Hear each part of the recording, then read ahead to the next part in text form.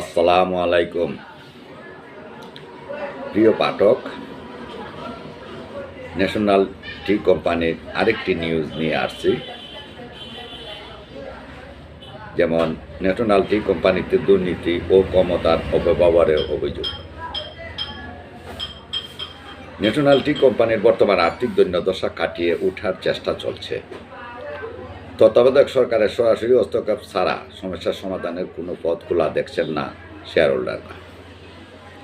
শ্রমিক ও কর্মচারীদের বেতন, বিদ্যুৎ বিল, গ্যাস বিল সহ অন্যান্য বিল দিতে না পারলে বন্ধ হয়ে যেতে পারে a company.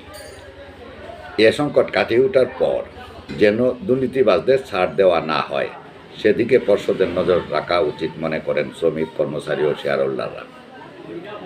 National tea company limited NTC Sheikh কবির হোসেনের চেয়ারম্যান পদে নিয়োগের পর থেকে প্রতিষ্ঠানটিতে দুর্নীতির অভিযোগ ঘনিয়ে উঠেছে। 2019 সালের 23 জুন থেকে 2024 সালের 14 আগস্ট পর্যন্ত তার দায়িত্বকালে প্রতিষ্ঠানটির কেনাকাটা, নিয়োগ, পদোন্নতি ও বদলি সহ গুরুত্বপূর্ণ কার্যক্রমে ব্যাপক প্রভাব বিস্তার করার অভিযোগ উঠেছে। জানা গেছে, প্রধানমন্ত্রী শেখ হাসিনার চাচা হওয়া শেখ কবির হোসেন তার প্রভাব কাজে লাগিয়ে ন্যাশনাল টি কোম্পানিতে একক আধিপত্য প্রতিষ্ঠা করেন। এনটিসির আভ্যন্তরীণ সকল কাজে কেরামত আলীকে তার মতো একক আধিপত্য প্রতিষ্ঠা করতে সাহস দিয়েছেন। যদিও প্রতিষ্ঠান পরিচালনায় তার নির্বাহী ক্ষমতা ছিল না, তবুও তিনি সব কিছুর নিয়ন্ত্রণ নিজের হাতে রেখে চলতেন। তার নির্দেশ ও অনুমোদন ছাড়া কোনো কাজ করা সম্ভব ছিল না। আজকে 3টি বিভাগে ভাগ করা হয়েছে। অর্থ আত্মসাতের অভিযোগ।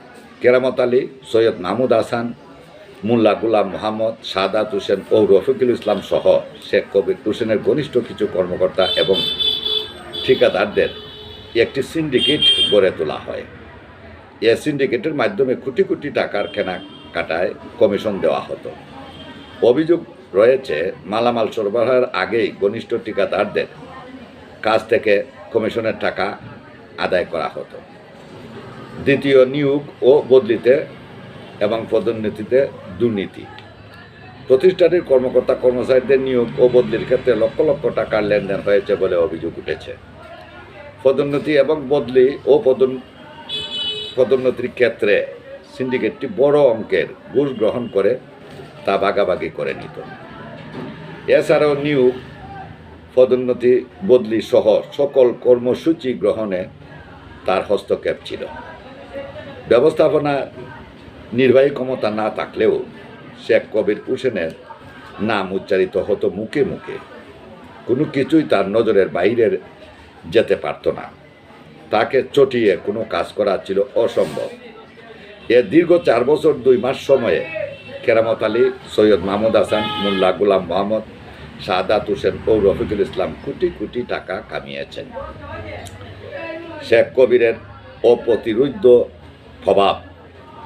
শেখ হাসিনার নেতৃত্বাধীন আওয়ামী লীগ সরকারের 2016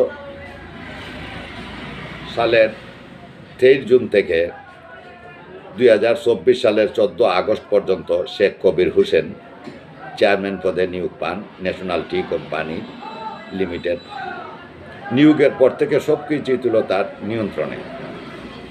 এ প্রতিষ্ঠানে কোটি কোটি টাকার কেনাকাটা অত্র প্রতিষ্ঠানের অর্থ কর্মকর্তা কেরামত আলী পরামর্শে প্রত্যক্ষ ও পরোক্ষ প্রভাব রাখতেন তিনি। শেখ কবির হোসেনের প্রভাব এতটাই ছিল যে তার নির্দেশনায় বাইরে কোনো সিদ্ধান্ত দেওয়া সম্ভব ছিল না।